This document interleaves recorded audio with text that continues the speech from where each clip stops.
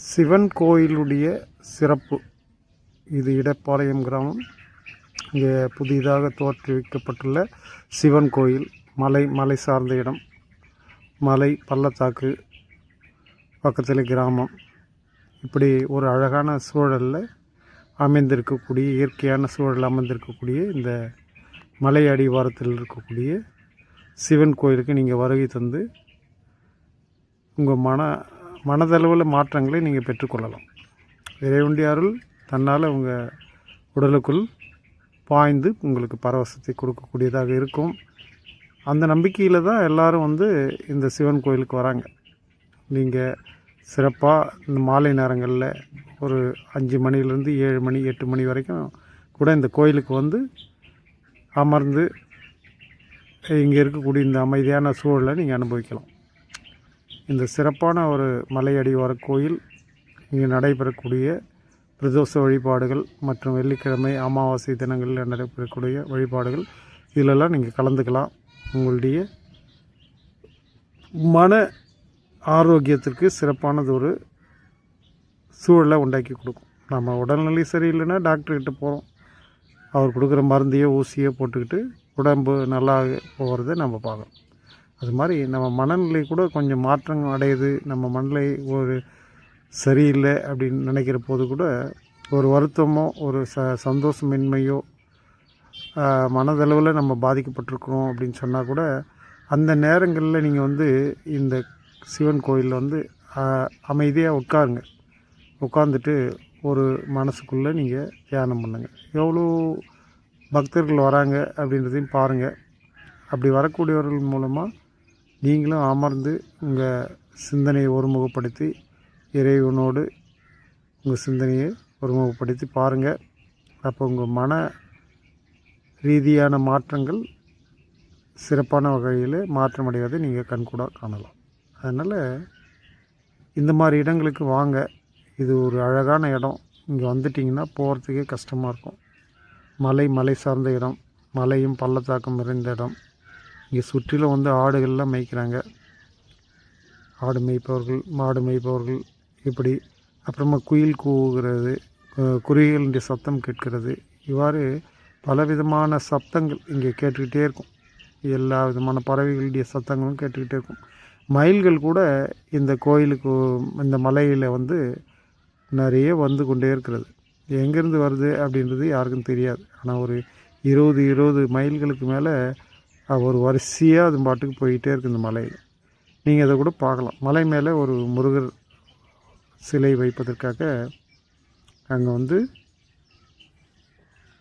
ஒரு ஓம் வேல் நிறுவியிருக்காங்க.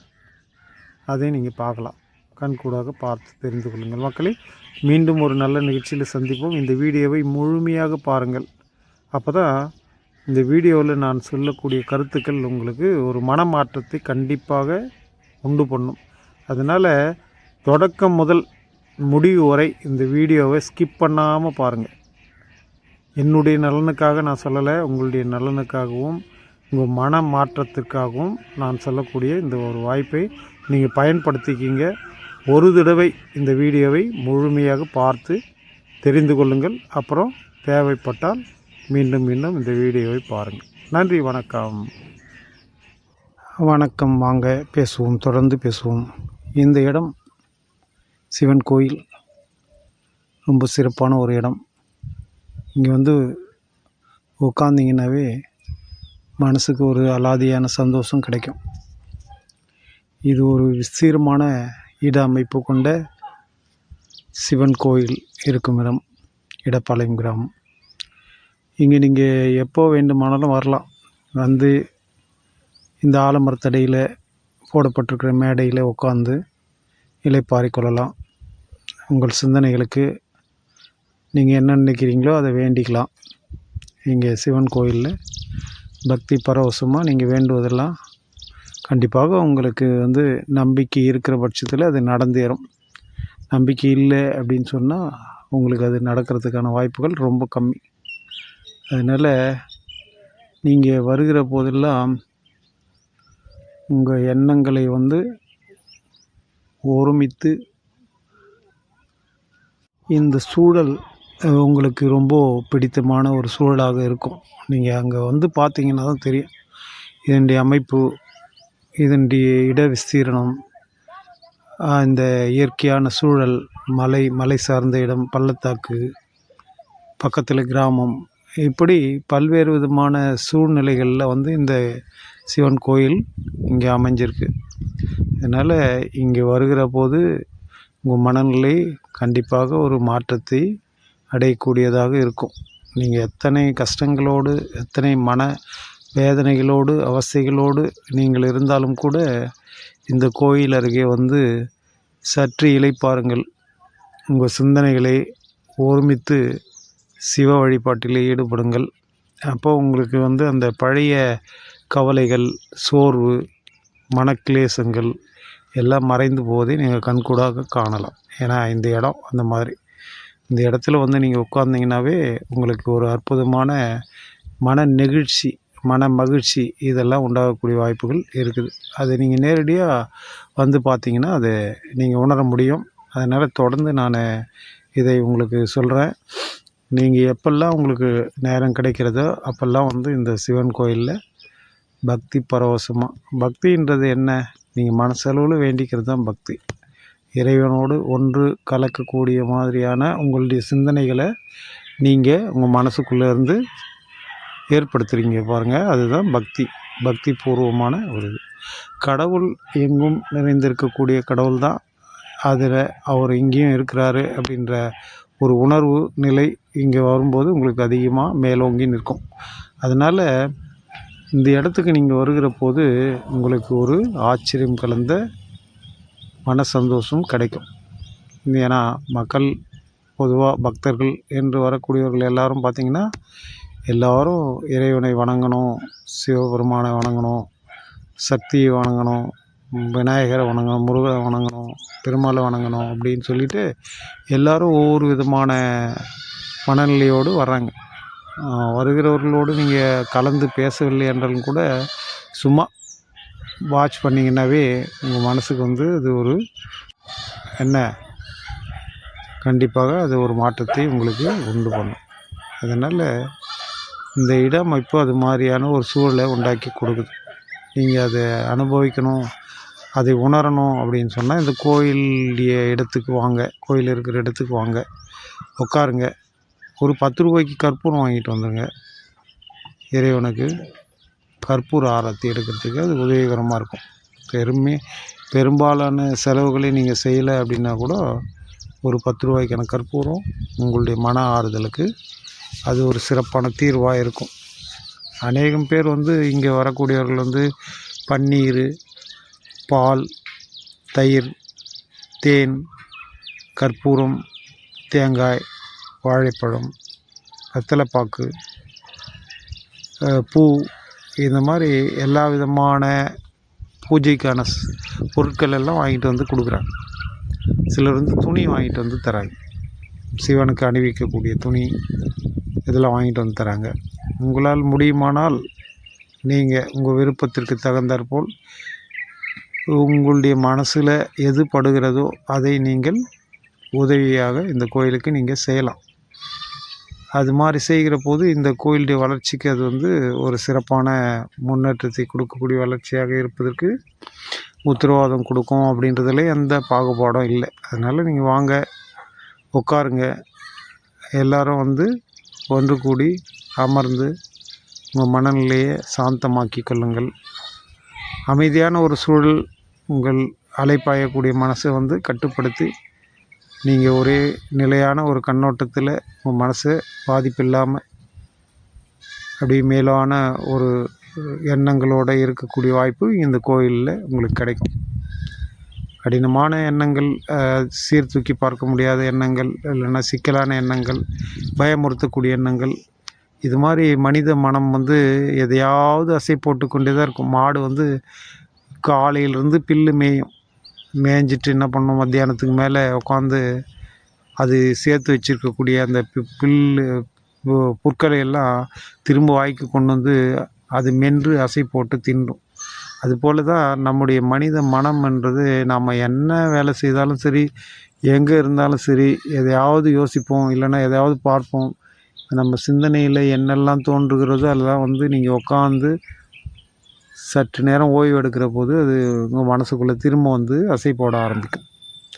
அந்த அசை போடுகிற எண்ணங்கள் உங்களுக்கு நல்லதை செய்யுமானா அது சரியான ஒரு உபயோகரமான ஒரு எண்ணங்களாக இருக்கும். கெடுதல் விளைவிக்கக்கூடிய எண்ணங்களோ இல்லைன்னா நல்ல செய்திகளை தராத தீய சக்திகளையோ தீய எண்ணங்களையோ தரக்கூடிய எண்ணங்கள் வந்து கொஞ்சம் நீங்கள் இங்கேருந்து துரத்திடலாம். அது மாதிரியான சூழ்நிலைக்கு தான் இந்த கோயில் இருக்கும் இடங்களுக்கு வந்து உட்காருங்க, அமைதியாக இருங்க, இறைவனை வேண்டுங்க. பக்தர்கள் எல்லாம் வராங்க. அவரவர்கள் வேண்டுதலுக்கு தகுந்தாற்போல் அவர்கள் உட்காந்து தங்கள் எண்ணங்களை வந்து மனசுக்குள்ளேயே தியானம் பண்ணுறாங்க. தியானம் பண்ணிவிட்டு கற்பூர ஆராத்தி, திருநீர் அணிந்து கொண்டு இந்த குங்குமம் வைத்து கொண்டு அப்புறம் வந்து இந்த நவகிரக கோயில் இருக்குது, அதை 9 முறை சுற்றிவிட்டு அவர்கள் விருப்பப்படி அமர்ந்திருக்கிறார்கள். இந்த பைரவர் சிலை கூட வச்சுருக்காங்க பக்கத்தில். அதற்குன்னு தனி சன்னதி ஏற்படுத்தியிருக்கிறார்கள் பைரவருக்கு. அதை நீங்கள் பார்க்கலாம். அதுக்கெல்லாம் இப்போ சிமெண்ட்டில் வந்து தரை போட்டிருக்காங்க. பெரிய அகலமான தரை வந்து அமைத்திருக்கிறார்கள். முன்ன கரடு முரடாக இருந்தது, இப்போ வந்து பரவாயில்ல, எல்லாம் தரை வந்து சிமெண்ட்டு தரையாக மாற்றிருக்கிறாங்க. அதனால் நீங்கள் நடந்து வருவதற்கு சுலபமான ஒரு வழியாக இருக்குது.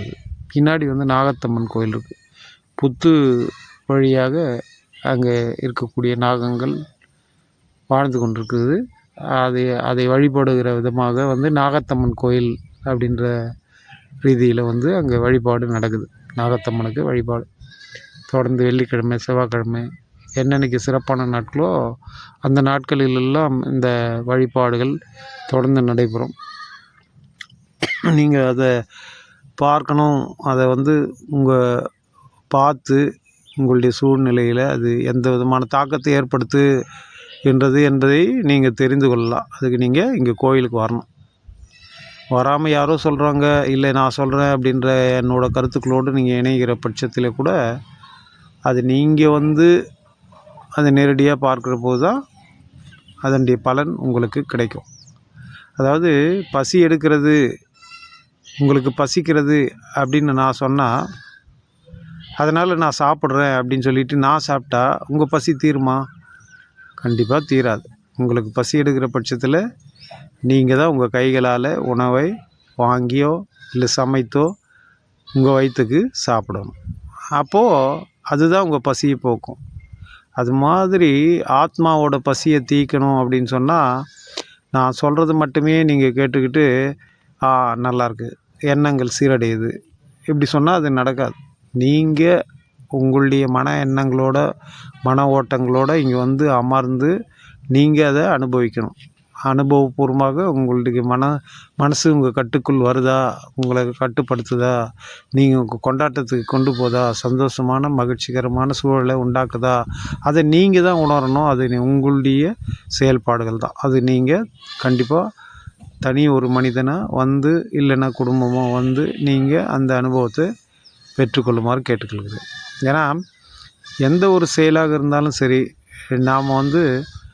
நாம போய் அந்த செயல்பாடுகளை செய்கிற பட்சத்தில் தான் நமக்கு வந்து ஆறுதல் அளிக்கக்கூடியதாகவும் தேறுதல் கொடுக்கக்கூடியதாகவும் மன மகிழ்ச்சி தரக்கூடியதாகவும் இருக்கும். அடுத்தவங்க செய்கிறத நம்ம வேடிக்கை பார்த்தோம்னா கூட, ஆனால் அந்த இடத்துல இருக்கணும். அந்த நிகழ்ச்சி அந்த இடத்துல இருந்து அதை கண்டு கழிக்கக்கூடிய வகையில் இருந்தீங்கன்னா அது உங்களுக்கு பயன்படக்கூடியதாக இருக்கும். அந்த பார்க்குற பார்வை, அங்கே இருக்கிற சூழலை நீங்கள் அனுபவிக்கிறது, இதெல்லாம் உங்களுக்கு ஆரோக்கியமான விளைவுகளை தரக்கூடியதாக இருக்கும். இங்கே வந்து பார்த்திங்கன்னா பக்கத்தில் ஆடு மேய்க்கிறாங்க, கோழி வளர்க்குறாங்க. அதனுடைய சப்தங்கள்லாம் கூட உங்களுக்கு கேட்கும். மலையில் வந்து குயில் கூவுகிற சத்தம், குருவிகள் பாடுகிற சத்தம், இப்படி தொடர்ந்து ஏதாவது ஒரு சத்தம் கேட்டுக்கிட்டே இருக்கும். அது ஒரு இனிமையான சத்தமாக இருக்கும். இந்த மலை அடிவாரம், இந்த சிவன் கோயில் அமைந்திருக்கிற இடம் வந்து அத்தனை அழகான ஒரு தோற்றத்தை உங்களுக்கு கொடுக்கும். இரவு நேரங்களில் வந்தீங்கனாலும் இந்த விளக்கோலியில் ஜொலிக்கிறத நீங்கள் கண்டு கழிக்கலாம். அது உங்கள் மனசுக்கு ரொம்ப மகிழ்ச்சியை தரக்கூடியதாக இருக்கும். அதனால் உங்களுக்கு மன அமைதி, நிம்மதி, மன மகிழ்ச்சி, சந்தோஷம் இந்த மாதிரி நிகழ்வுகள்லாம் உங்களுக்கு நடக்கணும் அப்படின்னு சொன்னால் இந்த கோயிலுக்கு வாங்க. வந்துட்டு அமைதியாக உட்காருங்க.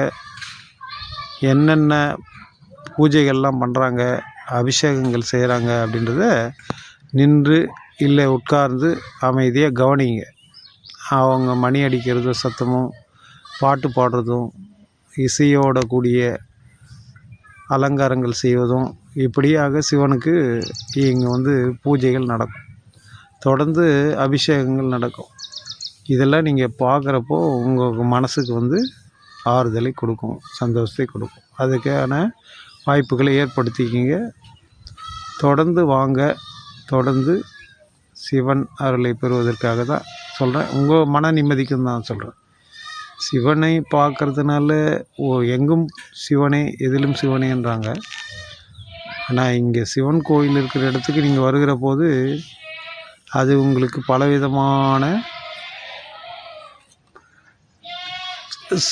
உங்களுக்கு மாற்றங்களை ஏற்படுத்தி தரும். நீங்கள் உடலை வலிமைப்படுத்திக்கணும் அப்படின்ற ஒரு ஆர்வம் உங்களுக்கு இருக்குது. நீங்கள் வீட்டில் இருந்தே எக்ஸசைஸ் பண்ணுறீங்க, அது ஒரு ரகம்.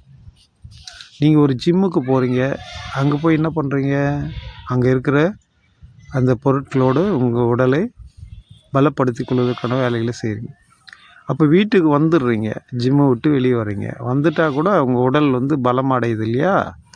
எப்படி அந்த பலம் வந்தது? அந்த ஜிம்முக்கு போனதுனால தான் வந்தது. அது மாதிரி உடல் வலிமை பெறுவதற்கு நம்ம ஒரு ஜிம்மை தேடி போகிறோம். அது மாதிரி மன வலிமை நமக்கு கிடைக்கணும் அப்படின்னு சொன்னால் இந்த மாதிரி கோயில்களுக்கு நம்ம தேடி போவோம். அந்த சக்தியின் ஒருங்கிணைப்பு அந்த கோயிலில் தான் நமக்கு கிடைக்கும். கோயில் என்று சொன்னாலே பலவிதமான மக்கள், பலதரப்பட்ட மக்கள், வேறு விதமான சிந்தனைகள் உள்ளவர்கள், நல்ல சிந்தனை, தீய சிந்தனை, இப்படி எப்படிப்பட்ட மக்களும் அங்கே கூடுகிறார்கள். அவர்களை பார்க்குற போது உங்கள் சிந்தனையில் அது ஒரு வலிமையை கொடுக்கும், அது ஒரு சக்தியை கொடுக்கும். இறைவன் மனிதர்கள் மூலமாக கூட நமக்கு காட்சி அளிக்கக்கூடிய வாய்ப்புகள் இந்த கோயில் இந்த போன்ற இடங்களுக்கு வருகிற போது அது கிடைக்கும். அந்த சக்தியோட பலம் உங்களுக்கு கிடைக்கும். நீங்கள் ஒரு மல்லிப்பூ வாசனை உங்களுக்கு வேணும் அப்படின்னு சொன்னால் எப்படி கிடைக்கும்? அந்த மல்லிப்பூ இருக்கிற இடத்துக்கு நீங்கள் போகணும். மல்லிப்பூ செடிகள் வளர்ந்து அந்த செடிகளில் மல்லிப்பூக்கள்லாம் பூத்துருக்கணும். அந்த இடத்துக்கு நீங்கள் போனீங்க அப்படின்னு சொன்னால் அந்த மல்லிப்பூவோட வாசனை உங்களுக்கு நீங்கள் காசு கொடுத்து வாங்க தேவையில்லை. அது மல்லிப்பூவோட வாசனை உங்கள் நாசிக்கு தன்னாலே சேரும் இல்லையா? அப்போது வாசனை, அந்த மனம் உங்கள் உடம்புக்கும் சரி மனசுக்கும் சரி எப்படி ஒரு மல்லிகை பூவோட மனம் நல்லாயிருக்கு. ஒரு சந்தோஷமான ஒரு நிறைவு தரக்கூடியதாக அந்த வாசனை இருக்குது அப்படி இல்லையா?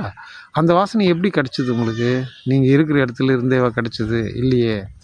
அப்போது நீங்கள் எங்கேயோ ஒரு இடத்துல இருக்கிற அந்த மல்லிகை பூ இருக்கிற இடத்துக்கு போகிற போது அந்த வாசனையை நீங்கள் விலை கொடுத்து வாங்க தேவையில்லை, அது தன்னால் உங்களுக்கு கிடைக்கும். அது மாதிரி தான் சக்தி பீடங்களுக்கு நீங்கள் போகிற போது அந்த சக்திகளை நீங்கள் விலை கொடுத்து வாங்கணும் அப்படின்ற அவசியம் கிடையாது. சக்தி பீடங்கள், சக்தி உள்ள இடங்கள், இந்த கோயில் இது போன்ற இடங்களுக்கு நீங்கள் போகிற போது அங்கே இருக்கக்கூடிய சக்திகள் உங்களுக்கு தன்னால் உங்கள் மனசுக்குள்ளே புகுந்து கொள்ளும். அதுதான் இறைவன் எங்கே இருக்கிறான்னா அங்கே நீங்கள் போகிற போது அதீதமாக இருக்கக்கூடிய அந்த சக்தி வெள்ளம் பிரவாகமாக ஓடும். இன்னும் கூட உங்களுக்கு அது ஒரு உதாரணத்தில் நான் சொல்ல முடியும். எப்படின்னா ஒரு நெருப்பு பற்ற வைக்கிறோம், சின்னதாக ஒரு நெருப்பு பற்ற வைக்கிறோம்னு வச்சிங்களேன். அதை சுற்றி நீங்கள் உட்காந்துட்டுருக்கீங்க, குளிருது வெளியே. நீங்கள் நெருப்புக்கு பக்கத்தில் உட்காந்துருக்கும்போது அதனுடைய சூடு உங்களுக்கு அந்த குளிர்ச்சியை குறைக்குது இல்லையா? அதே அந்த சூடு அது தன்னால் உங்களை சேர்ந்துடுது. அந்த சூட்டுக்கு பக்கத்தில் தூரத்தில் இருக்கிறீங்க, அதனால் அந்த சூடு உங்களுக்கு பரவி என்ன பண்ணுது, அந்த ரேடியேஷன் உங்களை அடையுது. அது கொஞ்சமான ஒரு வெப்பநிலையை மாற்றுது உங்களுக்கு.